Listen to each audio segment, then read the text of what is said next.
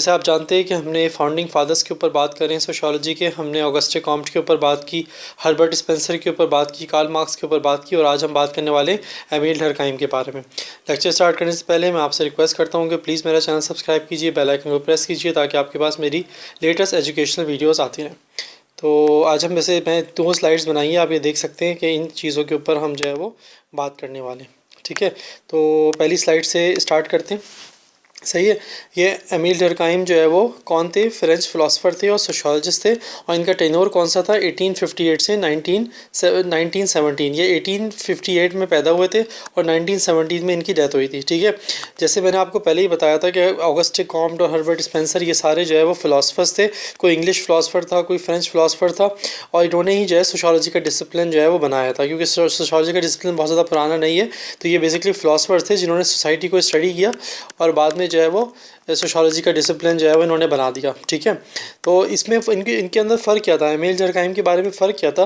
वो फ़र्क ये था कि इन्होंने जो है सोसाइटी को किस तरह से स्टडी किया, साइंटिफिकली स्टडी किया।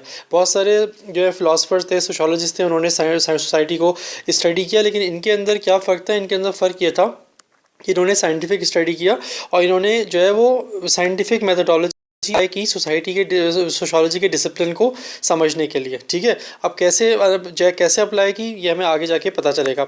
जैसे कि पहली हम बात करेंगे कि इन्होंने क्या बात की थी। इन्होंने ये बात की थी कि जो है वो सोशल फैक्ट्स जो होते हैं उनको इम्पेरिकल साइंटिफिक रिसर्च के थ्रू स्टडी करना चाहिए। सही है।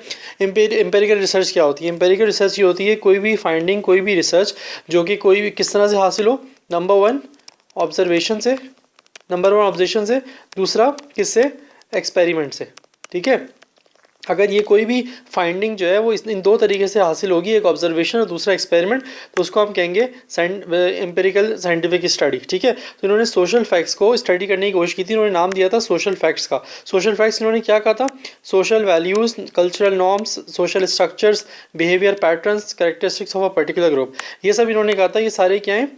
ये सारे जो हैं वो सोशल फैक्ट्स हैं। ठीक है, जो रस्म व रिवाज हैं माशरे में पाए जाते हैं, या सोसाइटी के अंदर जो स्ट्रक्चर पाया जाता है, जो फ्रेमवर्क पाया जाता है, या जो इंडिविजुअल्स का आपस में जो है वो एक ग्रुप का आपस में बिहेवियर होता है, तो वो सब आप चीज़ें, उसके करेक्टर्स वगैरह जो है वो सोशल फैक्ट्स कहलाते हैं।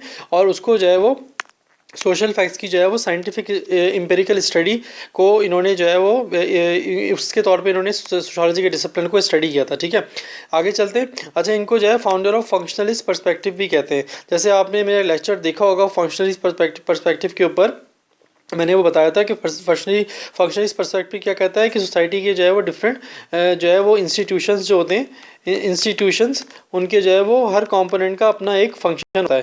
हर कंपोनेंट का एक फंक्शन होता है और हर कंपोनेंट जो है सोसाइटी का एक रोल प्ले कर रहा होता है सोसाइटी की फंक्शनिंग के अंदर।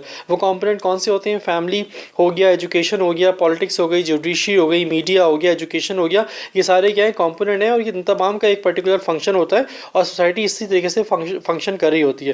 तो ये बेसिकली जो फंक्शनलिस्ट पर्सपेक्टिव है वो किन्होंने बनाया था? वो एमील डर्कहाइम ने बनाया था। ठीक है, ये फाउंडर कहते हैं डर्कहाइम को। ठीक है, और दूसरी बात जो है वो इन्होंने ये कहता क्या है, इन्होंने इस तरह से ऑब्जर्व किया था, इन्होंने स्टडी किया था कि सोसाइटी जो है वो किस तरह से ऑपरेट करती है और फंक्शन करती है, और किस तरह से अपना ऑर्डर और स्टेबिलिटी जो है वो मेंटेन करती है, मतलब किस तरीके से उसमें एक स्टेबिलिटी पाई जाती है।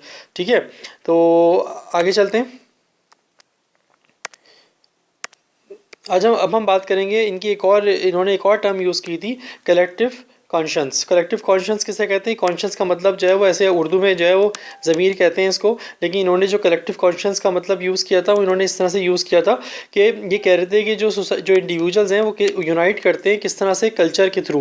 यानी कि कोई भी एक इंडिविजुअल है, ग्रुप है, उनको क्या चीज़ यूनाइट करती है? उनको जो है कल्चर सोसाइटी का जो है वो यूनाइट करता है। कल्चर, सकाफ़त जो है वो किसी भी कंट्री की सकाफ़त उसको जो है वो यकजा करती है लोगों को। सही है, उन्होंने सॉलिडेरिटी कहा था। सॉलिडेरिटी किसे कहते हैं?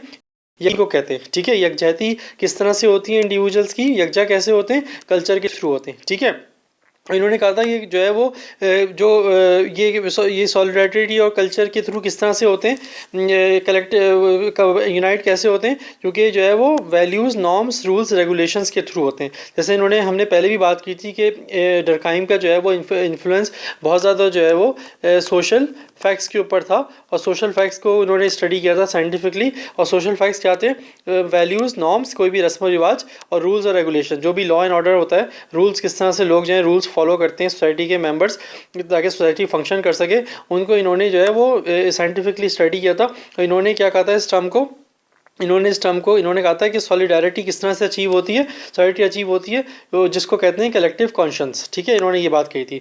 आखिर में मैं आपको जो बात करूंगा वो ये करूंगा कि डरकहीम ने जो है वो एक बुक पब्लिश की थी सुसाइड के नाम से।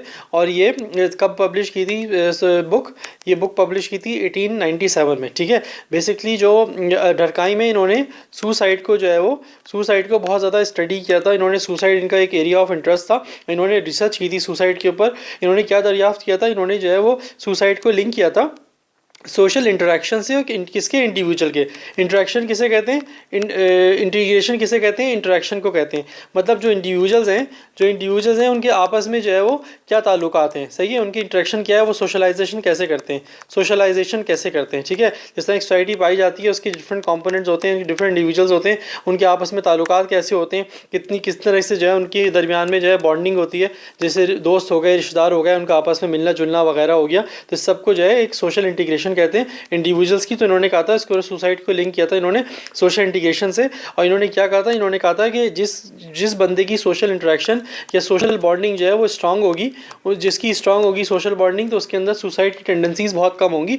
और जिस लोगों की जो है वो जो लैक कर रहा होगा सोशल आइडेंटिफिकेशन, वो जो है वो वल्नरेबल होगा सुसाइड के लिए, मतलब वो सुसाइड के चांसेस उसके लिए ज़्यादा होंगे।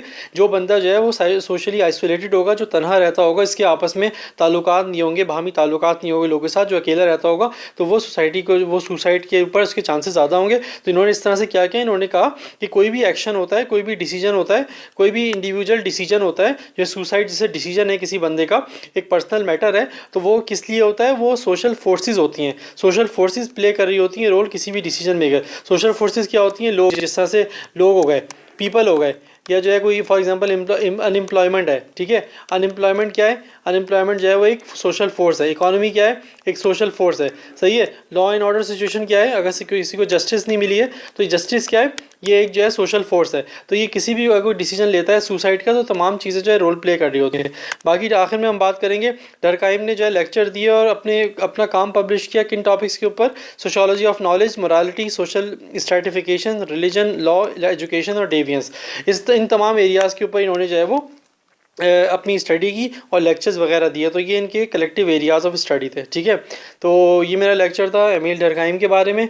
मुझे उम्मीद है आपको सबको जो है वो पसंद आया होगा। कोई सवाल है, कोई क्वेश्चन है, तो आप प्लीज़ कमेंट में मुझे कर सकते हैं, मुझसे कर सकते हैं। मैं इंशाल्लाह उसका एज सून एज पॉसिबल जवाब दूंगा। एक बार फिर मैं आपसे रिक्वेस्ट करूँगा, प्लीज़ मेरा चैनल सब्सक्राइब कीजिए, बेल आइकन को प्रेस कीजिए, ताकि आपके पास मेरी एजुकेशनल वीडियोज़ आती रहे। देखने का और पसंद करने का बहुत बहुत शुक्रिया। अपना ख्याल रखिएगा। अल्लाह हाफ़िज़।